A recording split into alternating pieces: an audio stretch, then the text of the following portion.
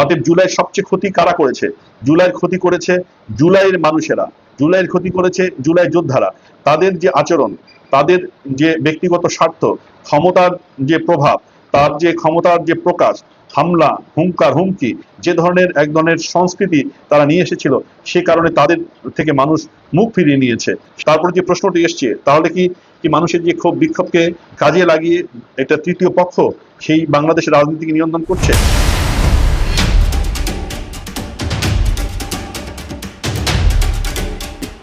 জুলাইকে নিয়ে ব্যঙ্গ বিদ্রুপ করবার একটা পরিস্থিতির মধ্যে তৈরি হয়েছে। জুলাইয়ের অনেক যোদ্ধা নিজের জীবনের নিরাপত্তা নিয়ে ভরসা পাচ্ছেন না। তারা মনে করছেন যে তারা আক্রমণের শিকার হতে পারেন। অর্থাৎ জুলাইয়ের যে এক ধরনের যে শক্তি, তার যে সাহস বা গ্রহণযোগ্যতা, সেটি কিন্তু ম্রিয়মাণ হয়ে আসছে। কিন্তু কি কারণে জুলাই আবেদন ফুরিয়ে আসছে বলে মনে করা হচ্ছে? এমন কেন হলো যে এই 2 বছরের মাথায় এসে জুলাই যোদ্ধারা তাদের জীবনের নিরাপত্তাহীনতার অনুভূতি নিয়ে বসবাস করছেন? কেন জুলাই নিয়ে নানাজন ব্যঙ্গও করছেন? তাহলে কি জুলাইয়ের যে আবেদন সেটি সাধারণ মানুষের মাঝে কমে এসেছে? আজকের ভিডিওতে আমরা সে বিষয়গুলো আলোচনা করবার চেষ্টা করব। শেখ হাসিনার যে 17 বছরের যে ধারাবাহিক শাসন, সেই শাসনের বিরুদ্ধে যে ছোট ছোট যে ক্ষোভ জমে উঠেছিল মানুষের মধ্যে, সেই ক্ষোভের এক ধরনের বহিঃপ্রকাশ ঘটেছিল 2024-এর সেই জুলাই মাসে। এবং এই আন্দোলনটি শুরু হয়েছিল ছাত্রদের, বেকারদের নিজস্ব একটি দাবি নিয়ে। অর্থাৎ তারা চাকুরির ক্ষেত্রে যে সেই সময় কোটা পদ্ধতি ছিল, তারা সেই কোটা পদ্ধতির বিলোপ চাচ্ছিল। এবং এটি এক ধরনের রাজনৈতিক সমাধানের দিকে না যাওয়ার কারণে, বিলম্বিত হওয়ার কারণে সেই আন্দোলনটি আমরা দেখি যে নানা রকম ঘটনা ঘটতে থাকে। এক সময়ে শেখ হাসিনার কথা দল হিসেবে আওয়ামী লীগের নানা রকম গৃহীত পদক্ষেপের কারণেই এই আন্দোলন ভিন্ন খাতে প্রভাবিত হতে থাকে। সেই দাবি কিন্তু সরকার বিলুপ্তির দাবিতে পরিণত হয়, এক দফায় পরিণত হয় এবং এক দফার জয় হয়। শেখ হাসিনার পতন সূচিত হয়। পতনের পর তিনি দেশ ছেড়ে ভারতে চলে যেতে বাধ্য হন। ডক্টর ইউনূসকে বাংলাদেশের যে হাসিনা বিরোধী যে রাজনৈতিক দলগুলো ছিল তারা এবং সেই আন্দোলনের যে ছাত্ররা নেতৃত্ব দিয়েছিল, সেই নেতৃত্বরা একসাথে আলোচনা করে এবং সেনাবাহিনীর সহযোগিতায় বা ডক্টর ইউনূসকে ক্ষমতায় নিয়ে আসে। সেই এই জুলাই যে আন্দোলনের সফলতাকে কেউ বিপ্লবের সাথে তুলনা করেছিলেন। আমরা দেখেছি যে এটি অভ্যুত্থান নয়, কেউ বলেছিল যে এটি বিপ্লব হয়েছে, এবং কেউ কেউ আবেগের বশবর্তী হয়ে এটিকে বাংলাদেশের দ্বিতীয় স্বাধীনতা বলে ঘোষণা দিয়েছিল। দর্শক, আমরা দেখেছি যে জুলাই আন্দোলনের পরেই রাজনৈতিক দলগুলোর মধ্যে এক ধরনের রাজনীতি এবং ক্ষমতার খেলা শুরু হয়েছিল। ক্ষমতা আহরণের পর তিনি নিরপেক্ষ নীতি অনুসরণ না করে তিনি এনসিপির যে দল গঠনের ক্ষেত্রে তিনি সহযোগিতা করেছিলেন, এবং তার জুলাই আন্দোলনের কিছুদিন পরে, কয়েক মাস পরে এনসিপি নতুনভাবে দল হিসেবে গঠিত হলো এবং কিংস দল হিসেবে সেটি পরিচিত করলো। একদিকে আলোচনা চলছিল, সংস্কার প্রস্তাব নিয়ে রাজনৈতিক দলগুলো বসছিল, কিন্তু অন্যদিকে আমরা যে পরিস্থিতি দেখছি, বিশেষ করে আইন শৃঙ্খলা পরিস্থিতির দারুণ অবনতি, এবং দিনের পর দিন এই ঘটনা চলছিল। ব্যাপকভাবে মব সন্ত্রাস ছড়িয়ে পড়েছিল জুলাই আন্দোলনের পরে, এবং এই মব সন্ত্রাসে অনেক সময় জুলাই আন্দোলনে যারা সক্রিয় ছিলেন তাদের সরাসরি অংশগ্রহণ আমরা দেখেছি। চলেছে শিক্ষক নিগ্রহ, বিভিন্ন বিদ্যালয় থেকে প্রধান শিক্ষককে জোর করে উঠিয়ে তার বিপরীতে অন্যকে বসানো হয়েছিল, এবং স্বাভাবিক শিক্ষা ব্যবস্থা এক ধরনের করুণ অবস্থার মধ্যে পড়ে গিয়েছিল। আমরা দেখেছি যে হামলা, হুঙ্কার, হুমকি রাজনীতির ভাষা হিসেবে ব্যবহার করা হয়েছিল। রেজিস্টদের মোকাবেলা করার প্রয়োজনে আওয়ামী সমর্থক ছিলেন বা আওয়ামী লীগ করতেন, তাদের উপরে যেমন নিপীড়ন, নির্যাতন চলেছে, ঠিক একইভাবে ফ্যাসিস্টদের তকমা দিয়ে সাধারণ মানুষের উপরও এক ধরনের নির্যাতন চলেছিল। আমরা নিয়োগ ও বদলি বাণিজ্যের কথা শুনেছি, যে সেই সময়ে এই যে জুলাই আন্দোলনে যারা করেছিলেন, সেই জুলাই আন্দোলনকারীরাই বা সমন্বয়করা বিভিন্ন ডিসি অফিসে বসে থাকতেন, সচিবালয়ে তারা বসে থাকতেন, এবং বসে তাদের প্রধান কাজ ছিল ডিসিদের নিয়োগ করা এবং তাদের বদলি করা, এবং সেটা হয়েছিল টাকার বিনিময়ে। জনের নামে মামলা দেওয়া হয়েছিল ফ্যাসিস্ট আখ্যা দিয়ে, এবং এই মামলায় অসংখ্য মানুষকে আসামি হিসেবে নাম লেখানো হতো এবং তাকে মেসেজ পাঠানো হতো, এবং সেই আসামিদের কাছ থেকে মামলার জামিন বাবদ লক্ষ লক্ষ টাকা নেওয়া হয়েছিল, এবং এই টাকা নিয়ে অনেকেই রাতারাতি কলাগাছ হয়েছিল বলে এরকম নানা রকম খবর হয়েছে। মুক্তিযোদ্ধাদের উপরেও কিন্তু এক ধরনের নির্যাতন নেমে এসেছিল। আমরা দেখেছি যে মুক্তিযোদ্ধাদের গলায় যে জুতার মালা কেবলমাত্র মুক্তিযোদ্ধাদের উপরে নয়, আঘাত এসেছিল মুক্তিযুদ্ধের ইতিহাস এবং ঐতিহ্যের উপরে। বিশেষ যে অভ্যুত্থান হয়েছিল সেখানে বঙ্গবন্ধুর নামে কিন্তু স্লোগান দেওয়া হয়েছিল যে বঙ্গবন্ধুর সোনার বাংলায় বৈষম্যের ঠাঁই নেই। এই ধরনের কিন্তু স্লোগান দেওয়া হয়েছিল, এবং মুক্তিযুদ্ধের সময়কালীন যে গান, গণসঙ্গীত, সেটা প্রচার চালিয়ে জনমতকে প্রভাবিত করা হয়েছিল। কিন্তু আন্দোলনের পরে পরেই, অর্থাৎ শেখ হাসিনা পতনের পরে পরে দেখেছি মুক্তিযুদ্ধের যে ভাস্কর্য ছিল বা ইতিহাস ঐতিহ্য ছিল তার উপর আক্রমণ চালানো হয়েছে। মুক্তিযুদ্ধ সারা দেশ থেকে বঙ্গবন্ধুর যে ভাস্কর্য সেগুলোকে সরিয়ে ফেলা হয়েছে, ভেঙে ফেলা হয়েছে। এবং শুধু তাই নয়, যে আমাদের বীর শ্রেষ্ঠদের নামে যে স্মরণী ছিল, তাদের যে ভাস্কর্য ছিল, সেগুলো কিন্তু ভেঙে ফেলা হয়েছে। আন্দোলনের পরে পরে নারীদের প্রতি এক ধরনের যে নির্যাতনমূলক, নিবর্তনমূলক এক ধরনের পরিস্থিতি তৈরি হয়েছিল, এবং নারীদের যেভাবে হেয় প্রতিপন্ন করা হচ্ছিল, অর্থাৎ নারীরা যে স্বাধীনভাবে তাদের পোশাক পরে রাস্তায় ঘুরতে পারবে কিনা সেক্ষেত্রে যে বাধা সৃষ্টি করা হয়েছিল, এবং ধর্মীয় বয়ানে নারীদের স্বাধীনতাকে খর্ব করার চেষ্টা করা হয়েছিল, সেটি কিন্তু ভয়াবহ রকমের একটা পরিস্থিতি তৈরি করেছিল।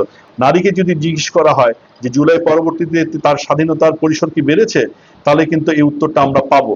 দর্শক, আমরা দেখেছি যে উগ্রবাদের উত্থান, যে জঙ্গিবাদ বাংলাদেশে আছে কি না আছে, এটা নিয়ে দীর্ঘদিনের বিতর্ক হয়েছে। জঙ্গিবাদের কথা বলে শেখ হাসিনা তার শাসনকে প্রতিষ্ঠা করবার চেষ্টা করেছিলেন, একটি কৌশল হিসেবে ব্যবহার করা হয়েছিল, এটি হয়তো আলোচনা করা যেতে পারে। কিন্তু জঙ্গিবাদ, উগ্রবাদের যে উত্থান, সেটি কিন্তু লক্ষ্য করা গেছে। এদের মাজারে যে হামলার ঘটনা দেখেছি, বিরুদ্ধ মতকে যে গলা টিপে হত্যা করার যে প্রচেষ্টা দেখেছি, এবং অসংখ্য শত শত মাজারকে ভাঙা হয়েছে, গুড়িয়ে দেওয়া হয়েছে। বাংলাদেশের হাজার বছরের যে মাজার সংস্কৃতি, সুফিবাদী যে দর্শন, সেটা কিন্তু প্রতিরোধের মুখে পড়েছে। জুলাই পরবর্তীতে তারা একটা উর্বর জমিন পেয়ে তারা কিন্তু বেড়ে উঠেছিল বলে অনেকে মনে করছেন। সাম্প্রতিক সময়ে কলেমা পতাকা হাতে মিছিলের ঘটনা আমরা দেখছি। এই ঘটনার সাথে কোনো সুসংগঠিত যে উগ্রবাদী শক্তি বা সংশ্লিষ্ট থাকবে না, সেটাও কিন্তু নাকচ করে দেওয়া যায় না। এবং জুলাই আন্দোলনের পরে যে সরকার এসেছে, ডক্টর ইউনূস সরকারের সময় কি দুর্নীতি কমেছে? কিন্তু এই সংক্রান্ত একটা তথ্য এসেছে যে জুলাই আন্দোলনের পর ডক্টর ইউনূসের 1 বছরের শাসনামলে সুইস ব্যাংকে বাংলাদেশ থেকে 12,000 কোটি টাকা পাচার হয়েছে, যেটি অন্য আগের বছরের তুলনায় 41 ভাগ বেশি। এবং টিআইবি তাদের দুর্নীতির যে সূচক ধারণাপত্র তারা দেয়, সেখানেও কিন্তু বলেছে যে দুর্নীতির যে অভিজ্ঞতা মানুষের মধ্যে, সাধারণ মানুষের মধ্যে কিন্তু বেড়েছে। অর্থাৎ কাজ করতে গেলে তাকে দুর্নীতির শিকার হতে হয়েছে, এটি কিন্তু বেড়েছে। অতএব দুর্নীতি কিন্তু কমেনি। অথচ সংস্কারের একটি বড় অন্যতম ছিল যে দুর্নীতিকে রোধ করা, দুর্নীতিকে পর্যায়ে নিয়ে আসা। ডক্টর ইউনূস তো 030 ঘোষণা দিয়েছিলেন, সেখানে দারিদ্র কমিয়ে আসার কথা, কিন্তু দেখা গেছে যে নতুন করে দারিদ্র সংখ্যা বেড়েছে। মানুষের যে জীবনযাত্রার যে ব্যয়, সেটি কিন্তু বেড়েছিল। এই সংকট, যেটি পরিবর্তন মানুষ চেয়েছিল, সেই পরিবর্তনটা কিন্তু পায়নি। স্বাভাবিকভাবে প্রশ্ন তুলেছে মানুষ যে জুলাই এর মাধ্যমে আমরা কি পেয়েছি। এনসিপিও কি জবাব দেবে? কারণ আমরা দেখেছি যে এনসিপিতে ইউনূস সরকারের অন্তর্ভুক্ত 3 জন ছাত্র প্রতিনিধি ছিল, যারা এখন এনসিপি নেতৃত্বে আছেন, এদের কেউ কেউ তারা কিন্তু সেই সময় যে ক্ষমতার সাথে ছিলেন, পাশে ছিলেন এবং সরকার চালিয়েছেন, তাদের বিরুদ্ধে নানা রকম অভিযোগ এসছে। ডিসিদের যে নিয়োগদান, ডিসিদের বদলিতে উৎকোচ গ্রহণের কথা আছে, প্রভাব খাটানোর কথা আছে। এবং এই নেতাদের যে ল্যাভিশ লাইফস্টাইল, এখন যেটা দেখা যাচ্ছে যে আগে যখন তারা খেতে পারতো না, তারা শীর্ণ জীর্ণ ছিল, তাদের চেহারার মধ্যে পরিবর্তন এসছে, এবং লাইফস্টাইলের মধ্যে তাদের পরিবর্তন আসছে। এই যে এটি পরিবর্তন হলো কিভাবে, তারা এই প্রশ্নটি কিন্তু মানুষজন করছেন। এই প্রশ্ন এসছে ডক্টর ইউনূসের নৈতিকতা নিয়ে। কারণ ইউনূস ক্ষমতা আসার পরেই তিনি কিন্তু তার নামে যত রকম মামলা ছিল, সেই মামলাগুলো স্কোয়াশ করেছেন, সেখান থেকে তিনি মুক্ত হয়েছেন। এক, শ্রমিক কল্যাণের জন্য তার দণ্ড দেওয়া হয়েছিল, সেই 600 কোটি টাকা, তারও বেশি টাকা তিনি মওকুফ করে নিয়েছেন। তিনি নিজের গ্রামীণ ফোনের তিনি কর রেয়াত নিয়েছেন দীর্ঘ সময়ের জন্য।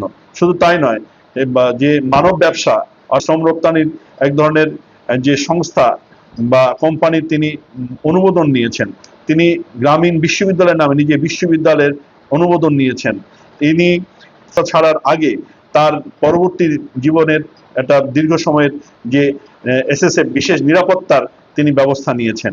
অর্থাৎ তিনি যা করেছেন সেটি নিজের স্বার্থে করেছেন, এবং অল্প সময়ের মধ্যে তিনি নিজের ব্যক্তি স্বার্থটা দেখেছেন। সরকারের অনেক প্রধান এসেছিলেন 90-এর পরবর্তী সময়ে, কিন্তু কোনো তত্ত্বাবধায়ক সরকারের প্রধান এ ধরনের সুযোগ নেননি, অথবা কোনো রাজনৈতিক দলের নেতারাও এই ধরনের ব্যক্তিগতভাবে সুযোগ নেননি যে ফলে এটি কিন্তু সাধারণ মানুষ ভালোভাবে দেখেনি। আমরা দেখেছিলাম যে এই যে কাজগুলো করেছিল এর অধিকাংশ জড়িত ছিল সেই সময়ের যারা এম্পাওয়ার ছিল, ক্ষমতায় যারা কাছাকাছি ছিল, অর্থাৎ ডক্টর ইউনূস এবং প্রশাসনের সাথে যাদের সম্পর্ক ছিল সেই। অতএব জুলাইয়ের সবচেয়ে ক্ষতি কারা করেছে? জুলাইয়ের ক্ষতি করেছে জুলাইয়ের মানুষেরা, জুলাইয়ের ক্ষতি করেছে জুলাই যোদ্ধারা। তাদের যে আচরণ, তাদের যে ব্যক্তিগত স্বার্থ, ক্ষমতার যে প্রভাব, তার যে ক্ষমতার যে প্রকাশ, হামলা, হুঙ্কার, হুমকি, যে ধরনের এক ধরনের সংস্কৃতি তারা নিয়ে এসেছিল, সে কারণে তাদের থেকে মানুষ মুখ ফিরিয়ে নিয়েছে। জুলাইয়ের যারা রূপকার বা জুলাই যোদ্ধা, তারা জীবনের নিরাপত্তাহীনতার অনুভূতি নিয়ে চলছে। কিন্তু কেন এটি চলছে? আমরা দেখেছি যে এই প্রথম একটি আন্দোলনে যারা অংশগ্রহণ করেছে তাদের জীবনের নিরাপত্তার জন্য কিন্তু ইনডিমিনিটি আইন পাশ করা হয়েছে। অর্থাৎ সে আন্দোলনে যারা যে ভূমিকা রেখেছেন তার ভূমিকার কারণে বা কাজের কারণে কোনো অপরাধী হিসেবে তাদেরকে যেন আদালতে তোলা না হয়। পুলিশ হত্যার নানা রকম অভিযোগ কিন্তু এসেছে, সেখান থেকে ইনডিমিনিটি দিয়ে তাদেরকে রক্ষা করা হয়েছে। এই প্রথম একটি আন্দোলনে কর্মীদের ইনডিমিনিটি দিতে হলো। 1971 সালে মুক্তিযোদ্ধাদের এই ধরনের ইনডিমিনিটি প্রয়োজন হয়নি। 1990 সালে যে আন্দোলন হয়েছিল, যে আন্দোলন আমরা সে সময় ছাত্র আমরা অংশগ্রহণ করেছিলাম, তখন কিন্তু এই 90-এর আন্দোলনকারীদের জন্য ইনডিমিনিটির প্রয়োজন হয়নি। তাহলে কেন এমন নিরাপত্তাহীনতার অনুভূতি যে ভবিষ্যতে কেউ ক্ষমতায় এসে এই জুলাই যোদ্ধাদের বিচার করতে পারে, যে কারণে তাদের আইনি সুরক্ষা দেওয়ার প্রয়োজন হলো? এই প্রশ্নটি খুব গুরুত্বপূর্ণ। কারণ তাহলে আন্দোলন কি তার যে চরিত্র হারালো? অনেকে জুলাই আন্দোলনকে বলছে যেটি এক ধরনের ষড়যন্ত্রমূলক একটা প্রচেষ্টা ছিল, অর্থাৎ ছাত্রদের নামিয়ে আসলে ক্ষমতা দখল করাই ছিল একটি পক্ষের কাজ, এবং এখানে ডিপ স্টেটের সংশ্লিষ্টতা, বিশেষত মার্কিনীদের যে ষড়যন্ত্র এবং সংশ্লিষ্টতার কথা বলা হয়েছে। ট্রাম্পেও তার একটি বক্তব্য বিবৃতিতে বলেছিল যে ইউএস এইডের নামে এদেশে কত $মিলিয়ন খরচ করা হয়েছিল। নানা রকম পত্রপত্রিকায় এবং ভাষ্য আলোচনায় কিন্তু সেই বর্ণনাগুলো আমরা শুনছি। হ্যাঁ, জুলাই আন্দোলনের পরবর্তী বাংলাদেশের কিছু পরিবর্তন লক্ষ্য করা গেছে। আমরা দেখেছি যে দীর্ঘ 17 বছর বিএনপির নেতৃত্বে যে বিরোধী শক্তিগুলো বিভিন্ন যে নির্বাচনে অংশগ্রহণ করতে পারেনি, তারা কিন্তু নির্বাচনে অংশগ্রহণ করতে পেরেছে। এটি তাদের একটা রাজনৈতিক বিজয়, কিন্তু এই বিজয়টা সকল জনগণের সে কথা বলা যাবে না।